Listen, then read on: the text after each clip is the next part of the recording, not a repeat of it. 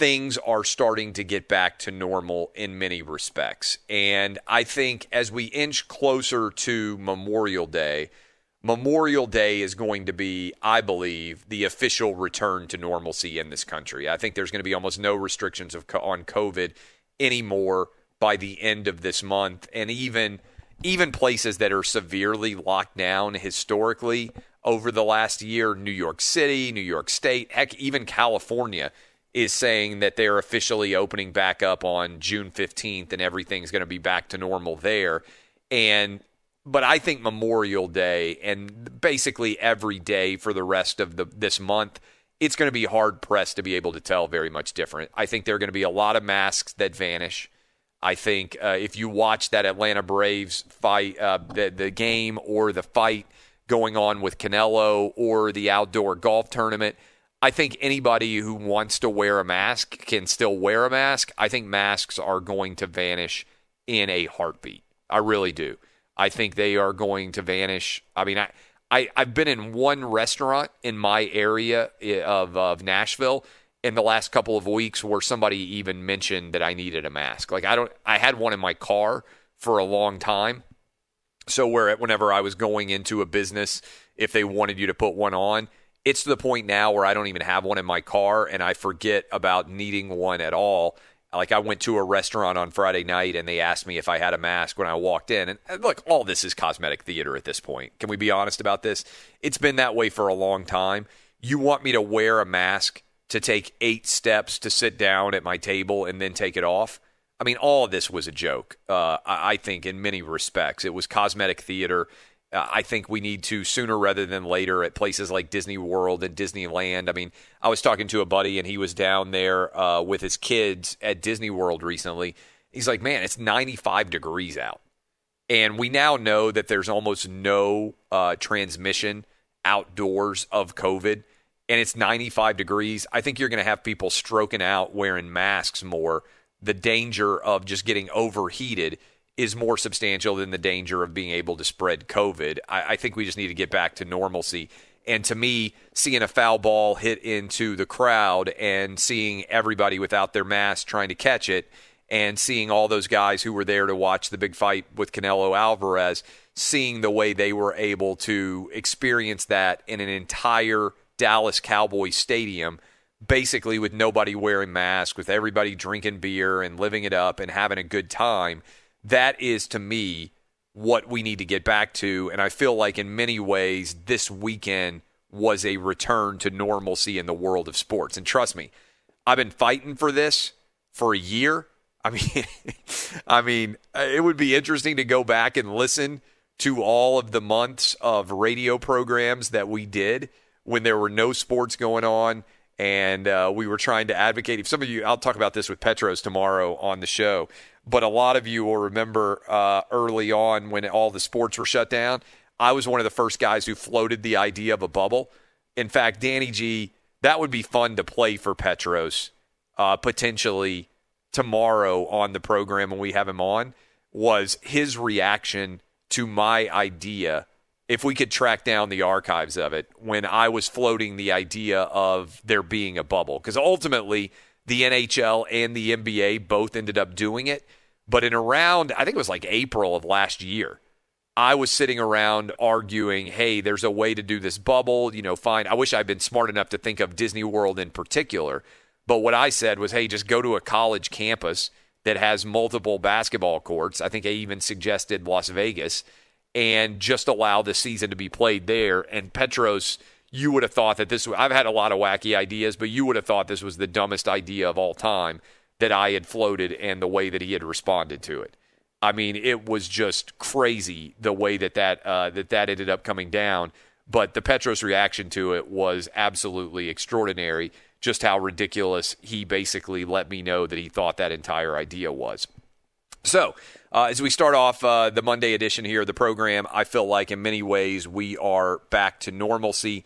This past weekend, both in golf, in NASCAR, in Major League Baseball, at least for a big series that was nationally distributed, as well as for boxing, all of those different sports felt normal. And I think, honestly, the big debate going forward, which is going to change and spin and adjust in a hurry, and I'm going to talk about this some tomorrow, but I'm going to kind of hint at it today. I think the competitive advantages that are going to be present in the NHL and the NBA playoffs are going to hasten the return of crowds in a hurry. Because I think you can look out on the horizon and think, hey, is it crazy? Or could we see the Dallas Mavericks having basically a full arena with Luka and the Mavs based on the fact that the Texas Rangers have had full crowds and now Jerry Jones has had a full crowd in the Dallas Cowboys Stadium? Is it crazy to think that the Dallas Mavericks could have close to a home court advantage that is nearly full in the NBA playoffs? I don't think that's wild at all. And is it crazy to think, and I've talked about this for a while, that, for instance, the Utah Jazz, given the fact that Utah has been more aggressive, or the Phoenix Suns, given the fact that the Arizona area has been more aggressive, in the Western Conference playoffs, I think you could find a situation where the Lakers and the Clippers and, let's say, the Trailblazers are at a substantial disadvantage when it comes to home court fandom. And I think the pressure could get ratcheted up in a big way if you start to think about, let's say, the Nashville Predators, for example, or the Carolina Hurricanes in hockey. The teams that are in the South are going to be more likely to have big crowds. And you start looking and thinking at the playoff scenarios, and I think it does become a big question of, man, as if already it wasn't hard enough to go through all these different permutations and parameters in order to win a championship. And then you're going to tell me, like, I can run through right now and tell you, in, for instance, the NBA, the Utah Jazz are going to have home court advantage probably. They're close to winning home court advantage in the Western Conference, and they're probably going to have a lot of crowds present. I think the Phoenix Suns could end up. I think that the Dallas Mavericks certainly could. And then you look around at some of these other teams, and even in the play-in series, the Memphis Grizzlies and the Spurs. What are the Spurs doing right now for crowds?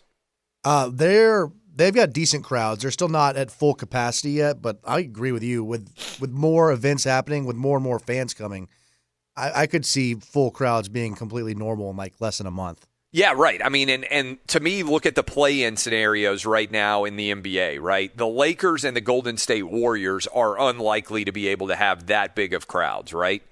But the Memphis Grizzlies and the San Antonio Spurs, assuming that those are the teams that also get into the play-in round, like, they could have substantial home court advantages compared to the teams that they're going up against. That's in the West. And then in the East, you could see Charlotte having a decent home court advantage, and maybe the Pacers having a decent home court advantage, and not as much the Celtics and the Washington Wizards. Well, I could see that factoring in a big way as you start to assess the overall landscape. I'm just using the NBA as an example. The NHL is a bit more complicated, but I think that's where we're headed, where competitive advantages could end up opening up all of these different leagues in a big way. Now, by the way, I said I was going to talk about Aaron Rodgers. Here's what I'll do.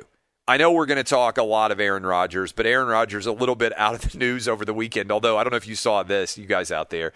There was a reported Aaron Rodgers doppelganger who was walking around in Green Bay that was getting all this attention. All the media guys were like, hey, Aaron Rodgers is back. I saw him, like, and then people are like, wait a minute, no, Aaron Rodgers is not back. I mean, we saw Aaron Rodgers at the Kentucky Derby, but there were false sightings of Aaron Rodgers in Green Bay. We can't go a full show without talking at least a little bit NFL, so we'll talk some Aaron Rodgers at the end of this hour. But I want to let you know, as we prepare to get to the end of the hour, I've got Mike Coppinger from The Athletic. He was there for the Canelo Alvarez-Billy Joe Saunders fight, and I'm curious what he thought of that massive crowd that was present there in Jerry World in the Dallas area. We'll unpack that a bit with him, and then I'll talk a little bit Aaron Rodgers, the latest from my perspective on the Aaron Rodgers drama. To close out the second hour of the program. Also letting you know we are scheduled to be joined by Todd Furman in the third hour of the program. Lots of different stories we are tracking. I appreciate all of you hanging out with us. When we come back, more with Mike Coppinger. We'll dive into that big boxing match on what I am calling a liberating a liberating weekend. I hope all of you managed to take care of the mothers in your life. I hope all of you had a fantastic day. I was supposed to have a bunch of Little League games. The rain swept in like crazy, wasn't able to do it. But I hope all of you reminded and remembered to take care of all the moms in your life, the mother-in-laws in your life, all the different women who help to make your life as fun and memorable and as exciting as it could be. I hope all of you managed to do that. We'll talk about another fun event when we come back. More with Mike Coppinger on the situation in Dallas with the big fight in the liberation weekend that was, I feel like, the full fruition of normalcy in many ways in America on Fox Sports Radio.